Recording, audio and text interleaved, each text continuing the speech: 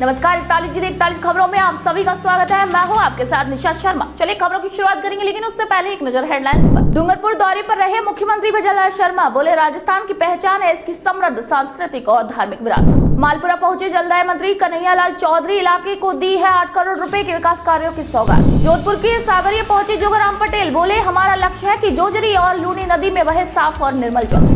One मंत्री संजय शर्मा ने one अधिकारियों को दिए निर्देश, देवरी और माधोगढ़ में गांव वालों की मर्जी से ही किया जाए विस्थापन का काम। बात करते हैं मुख्यमंत्री के पाली दौरे की। सूबे के सीएम भजनलाल शर्मा रविवार को पाली में चल रहे विष्णु महायज्ञ में शामिल हुए, जहां उन्होंने श्री कृष्ण धाम के मुख्य प्रवेश द्वार का उद्घाटन किया और गादीपति महेंद्र सिंह जी महाराज के साथ कृष्ण मंदिर और मामा जी मंदिर में पूजा अर्चना भी की है। मुख्यमंत्री ने इसी अवसर को सौभाग्यशाली बताते हुए कहा कि विष्णु महायज्ञ न केवल आहुतियां बल्कि अहंकार का भी अंत करता है। उन्होंने राजस्थान में आस्था केंद्रों के विकास की भी जानकारी दी। महायज्ञ के दौरान मुख्यमंत्री भजनलाल शर्मा ने गुड़ा मंगलिया के राजकीय उच्च प्राथमिक विद्यालय को उच्च माध्यमिक विद्यालय में विकसित करने का भी ऐलान किया है। संसदीय कार्य मंत्री जोगाराम पटेल ने जोधपुर जिले के सांगरिया में सीटीईपी संयंत्र के परिचालन और इंडस्ट्रियल वेस्ट वाटर के ट्रीटमेंट के संबंध में समीक्षा बैठक की अध्यक्षता कर अधिकारियों को उचित दिशा निर्देश जारी किए। इसी दौरान पटेल ने कहा कि मुख्यमंत्री भजनलाल शर्मा के नेतृत्व में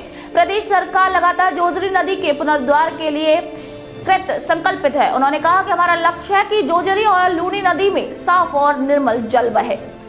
संसदीय कार्य मंत्री ने यह भी कहा कि जोजरी नदी में प्रदूषित पानी की वजह से सेहत पर लगातार हानिकारक प्रभाव भी पड़ रहे हैं और इसके लिए हमें गंभीरता से विचार करने की जरूरत है। उन्होंने चेतावनी देते हुए कहा कि प्रकृति और मानव जीवन के साथ खिलवाड़ अब बर्दाश्त नहीं किया जाएगा। संसदीय कार्य मंत्री ने यह भी कहा कि तमाम उद्योगों के चलते धरती के अंदर जहरीला पानी डाला जा रहा है और टैंकरों से रात के समय प्रदूषित जल जोजरी नदी में भी छोड़ा जा रहा है। उन्होंने प्रदूषण नियंत्रण बोर्ड के अधिकारियों को बिना ट्रीटमेंट के पानी छोड़ने वाले उद्योगों के खिलाफ सख्त कार्रवाई करने के निर्देश दिए हैं। मुख्यमंत्री भजनलाल शर्मा के कुशल और प्रभावी नेतृत्व में राज्य के पर्यावरण और वन राज्य मंत्री संजय शर्मा ने अलवर जिले के देवरी और माधोगढ़ के निवासियों के साथ बैठक कर वन विभाग के अधिकारियों को निर्देश दिए हैं कि गाँव वालों की मर्जी से ही विस्थापन के काम को पूरा किया जाए। और इसी दौरान उन्होंने स्थानीय रहवासियों को भी ये भरोसा दिलाया है कि उनकी सभी उचित मांगों को भी पूरा कर सभी समस्याओं का निपटारा किया जाएगा। इस दौरान उन्होंने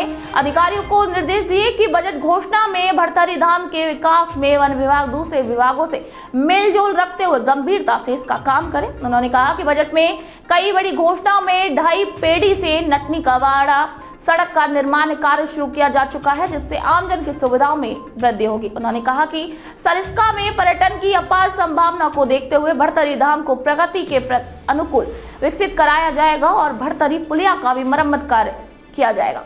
आपको बता दें कि इसी के साथ ही पर्यावरण मंत्री ने सरिस्का रेस्ट हाउस में बनने वाले राजमाता टाइगर स्टैचू का भी निरीक्षण कर डीएफओ सरिस्का को निर्देश दिए हैं कि राजमाता टाइगर की प्रतिमा को भव्य और शानदार बनाया जाए और सरिस्का को आबाद करने में राजमाता टाइगर के योगदान का भी जिक्र करे, ताकि यहाँ आने वाले सभी पर्यटक राजमाता टाइगर के बारे में जान सके। इसी के बाद पर्यावरण और वन मंत्री संजय शर्मा ने चूहड़ सिद्ध धाम में पूजा अर्चना कर प्रदेश में अमन, चैन और खुशहाली की कामना की। उन्होंने चूहड़ सिद्ध में लवकुश वाटिका का निरीक्षण कर वहां आने वाले पर्यटकों और श्रद्धालुओं को भारतीय संस्कृति से जोड़ने के उद्देश्य से रामायण के श्लोक और चौपाइयों को सभी पाथवे के आसपास लिखवाने के निर्देश दिए हैं। इसी के साथ ही उन्होंने वन विभाग के अधिकारियों को ये भी निर्देश दिए कि वाटिका का प्रकृति के अनुकूल बेहतर ढंग से रख रखाव भी किया जाए। टोंक जिले की राज्य के जलदाय मंत्री कन्हैयालाल चौधरी ने मालपुरा पहुंचकर मालपुरा टोडा राय सिंह में करीब 8 करोड़ रुपए के विकास कार्यों का ऐलान किया है। और इसी के साथ ही उन्होंने मालपुरा महाविद्यालय का निरीक्षण कर 2 करोड़ रुपए की लागत से नई क्लासों के निर्माण का ऐलान किया है और साथ ही महाविद्यालय की 4 दीवारी को मजबूत करने के लिए 1 करोड़ रुपए की लागत से तारबंदी करवाने के भी निर्देश दिए हैं। इसी दौरान उन्होंने मौके पर मौजूद सार्वजनिक निर्माण विभाग के अधिकारियों को तत्काल प्रभाव से एस्टीमेट तैयार करने के भी आदेश देते हुए काम में देरी करने वाले अधिकारियों को सख्त चेतावनी दी है। अपने मालपुरा दौरे पर कन्हैयालाल चौधरी ने इलाके के संपूर्ण विकास के लिए 8 करोड़ रुपए की विभिन्न योजनाओं का ऐलान भी किया, जिसमें मालपुरा कॉलेज और गर्ल्स स्कूल के लिए 3 करोड़, सिंधौलिया माताजी रोड के लिए 3 करोड़ और टोडा स्कूल के लिए 2 करोड़ रुपए की मंजूरी शामिल है। भरतपुर के करौली जिले के सपोटरा विधानसभा से भाजपा विधायक हंसराज मीणा ने बजट में करौली जिले समेत सपोटा को कई सौगातें देने पर राज्य के मुख्यमंत्री भजनलाल शर्मा का आभार जताया है। विधायक हंसराज मीणा ने कहा कि भाजपा की सरकार सबका साथ और सबका विकास की थीम पर काम करती है और इसी के साथ ही उन्होंने सीएम भजनलाल शर्मा का धन्यवाद जताते हुए कहा कि इस बार बजट में सपोटा विधानसभा को ऐसी सौगातें मिली है जिनकी मांग क्षेत्र की जनता लंबे वक्त से कर रही थी। में जनमंच संस्थान की तरफ से जन व्याख्यान कार्यक्रम का आयोजन किया गया, जिसकी अध्यक्षता लोकसभा अध्यक्ष ओम बिरला ने की है। कार्यक्रम में मुख्य वक्ता के तौर पर राज्यसभा सांसद सुधांशु त्रिवेदी ने कहा कि गौरवशाली अतीत हमें प्रेरणा दे रहा है और स्वर्णिम भविष्य हमारी प्रतीक्षा कर रहा है। जी हां, उन्होंने कहा कि आने वाला समय भारत का है और इसीलिए अपने कर्तव्य पथ पर जुट जाएं। सुधांशु त्रिवेदी ने कहा कि हमें प्रगति के भागीदारी बनते हुए एक नया इतिहास रचना है। उन्होंने कहा कि प्रधानमंत्री नरेंद्र मोदी के नेतृत्व में आज भारत लगातार आगे बढ़ रहा है और राजस्थान सरकार में मुख्यमंत्री भजनलाल के नेतृत्व में राजस्थान भी लगातार आगे बढ़ रहा है। उन्होंने कहा कि आज डिजिटल का दौर है और इस डिजिटल ट्रांसफॉर्म की शुरुआत भी राजस्थान की धरती से ही हुई थी। आगे सुधांशु त्रिवेदी ने कहा कि स्पीकर ओम बिरला के बनने के बाद देश में आईपीसी धारा 370, धारा 35A, ट्रिपल तलाक जैसे कानून बदले हैं तो नारी शक्ति और नन जैसे अधिनियम भी बने हैं। सुधांशु त्रिवेदी ने कहा कि आज भारत चांद के अछूते कोने को छूने वाला देश बन गया है और नारी शक्ति वंदन संसद के पटल से चंद्रमा के पटल तक हो रहा है। उन्होंने कहा कि अमेरिका में 1920 में महिलाओं को वोटिंग का अधिकार मिला, लेकिन भारत में एनी बेसेंट उससे पहले कांग्रेस के अध्यक्ष बन चुके थे। अभी महाकुंभ का पर्व संपन्न हुआ। ये मनुष्य जाति के ज्ञात इतिहास का सबसे बड़ा जन समागम जो भारत की धार्मिकता, सांस्कृतिक विराटता और वैज्ञानिकता का प्रमाण था। परंतु अफसोस की बात है कि इंडी गठबंधन के तमाम नेताओं ने जिस प्रकार के अपमानजनक भर्त्सना योग्य शब्द कहे, चाहे कांग्रेस अध्यक्ष खड़गे जी ने ये कहा कि गंगा जल में डुबकी लगाने से क्या होगा, स्नान करने से, लालू प्रसाद यादव जी ने फालतू का बोला, तो ममता जी ने मृत्यु कुंभ बोला।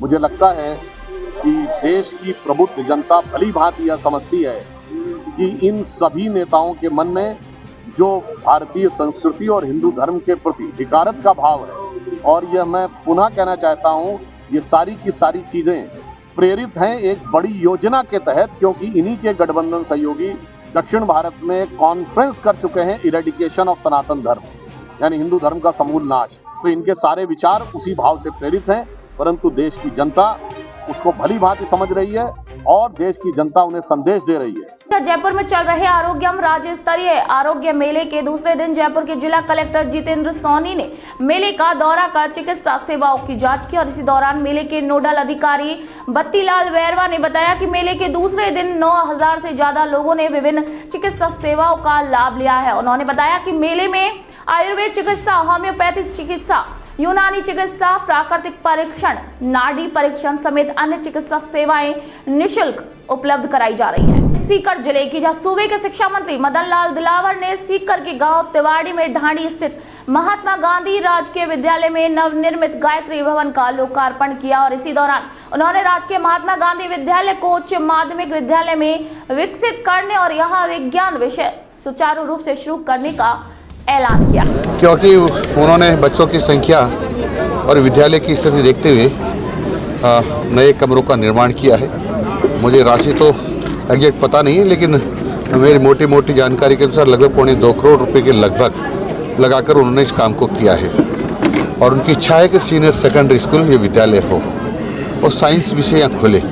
इसलिए उन्होंने ये कहा है कि जितने कमरे की ज़रूरत होगी सारे के सारे कमरे में बनाऊँगा और उन कमरों में जो सुविधाएं होती है कि जैसे लेबोरेटरी है, फर्नीचर है और सब के सब उपलब्ध करवाएंगे, ये उन्होंने कहा है। तो इस शर्त पर मैंने घोषणा भी कर दी है कि ये विद्यालय अब सीनियर सेकेंडरी स्कूल होगा और साइंस सब्जेक्ट इसमें खुलेगा। बीकानेर के कोलायत में जिला प्रशासन और महिला अधिकारिता विभाग द्वारा अंतर्राष्ट्रीय महिला दिवस साप्ताहिक कार्यक्रम के तहत विभागीय योजनाओं के प्रचार प्रसार हेतु कार्यशाला का आयोजन किया गया और इसी कार्यशाला में विभाग की ब्लॉक सुपरवाइजर बिमला बिश्नोई ने साप्ताहिक कार्यक्रम की संपूर्ण जानकारी देते हुए विभागीय योजनाओं के बारे में विस्तार से जानकारी दी।